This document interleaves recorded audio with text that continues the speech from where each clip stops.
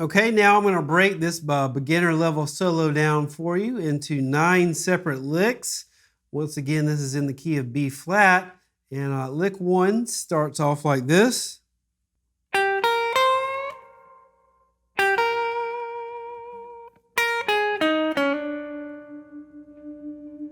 Okay, so that's lick number 1, and what's happening here, playing with a 1 chord, just starting out this solo, so it's pretty laid back sounding. Realizing the major pentatonic scale here, we're also waiting for the 5th count, 12/8 blues. We got 1, 2, 3, 4, and then on that 5th count, doing this little pattern, 8, 6, 8, starting out 3rd finger on the B string, 8th fret here. So pretty simple lick. It's just really imperative that you know that like that little section right there is a major pentatonic area.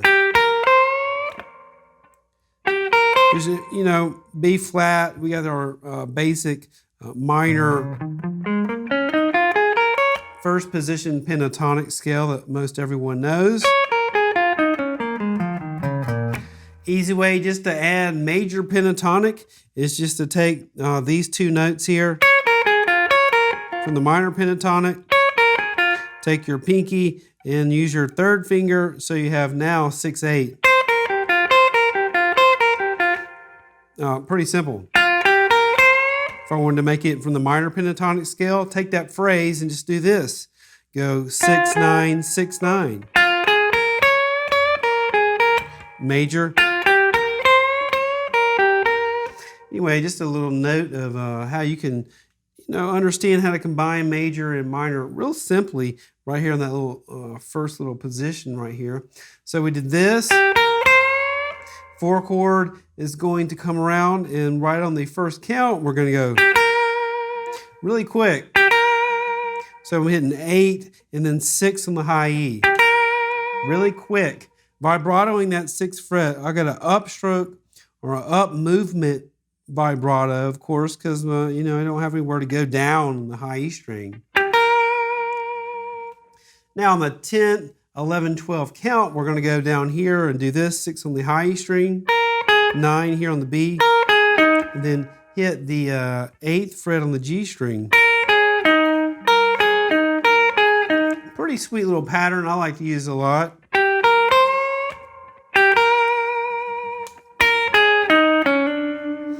And then I'm hammering on that last little section to the major 3rd, right from the minor 3rd to major 3rd right here. And that's when the B flat 7 chord is coming back around. So it sounds great to end on that note. Okay, so that's it for lick 1.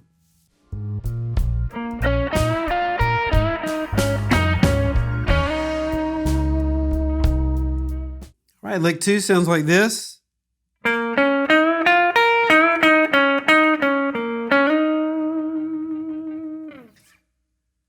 Okay, lick 2, pretty basic. We're back. We're on the 1 chord here, utilizing first position minor pentatonic scale. Just starting off 8th fret here on the D string. That little part. Pretty basic, Chuck Berry move. Then bend up 8th fret here, just slightly, almost to the flat 5 note. That little phrase here. Pretty basic. It's just a really easy lick.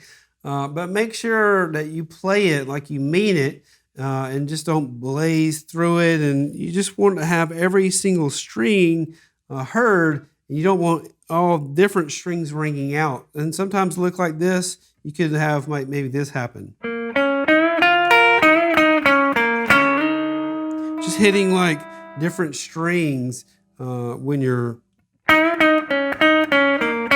picking and then vibratoing that. So on that last little section, I had this. Sliding that 1st finger into that 8th fret here of the G string. And then vibratoing it. I'm doing an upstroke, up movement vibrato. And I ended on that 8th fret this note right here, because that's right when the 4 chord comes back around, E7. And that's an E note. Always got to know where your 1, 4, and 5 notes are at all over the fretboard. Okay, so that's lick 2.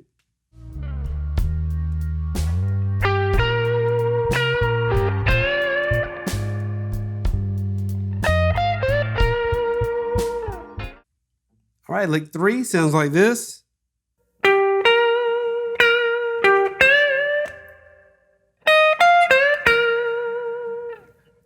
Okay, so that's lick number 3. Pretty simple lick here, utilizing the B.B. King position. So starting on the 12th fret of the G string, then I'm vibratoing that immediately, 11th fret on the B string here. And then bending that 13th fret up once, and then bringing it down and bending it, only striking it once, bending it twice.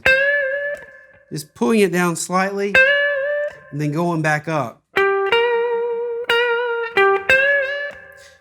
Then waiting to the 10th count here, and then hitting 11, 13 on the high E.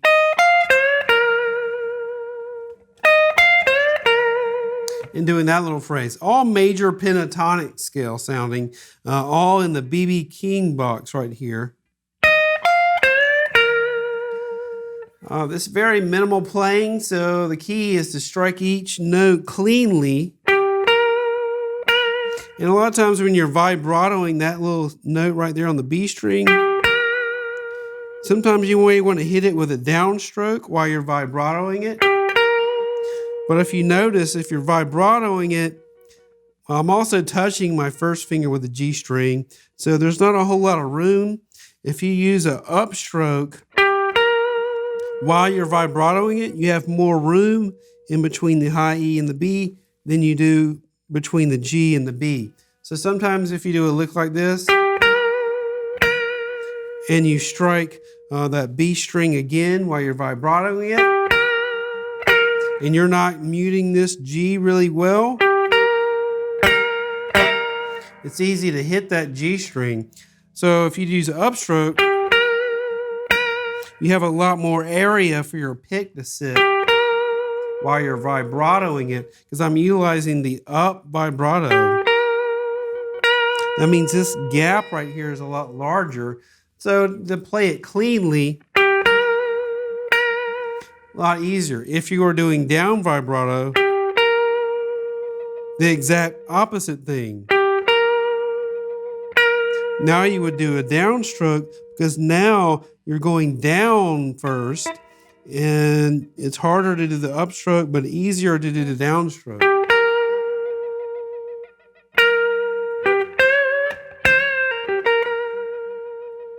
That downstroke vibrato, upstroke vibrato.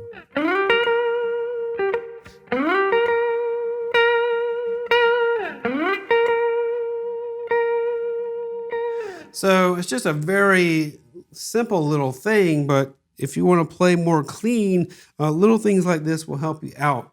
Okay, so that's it for lick 3.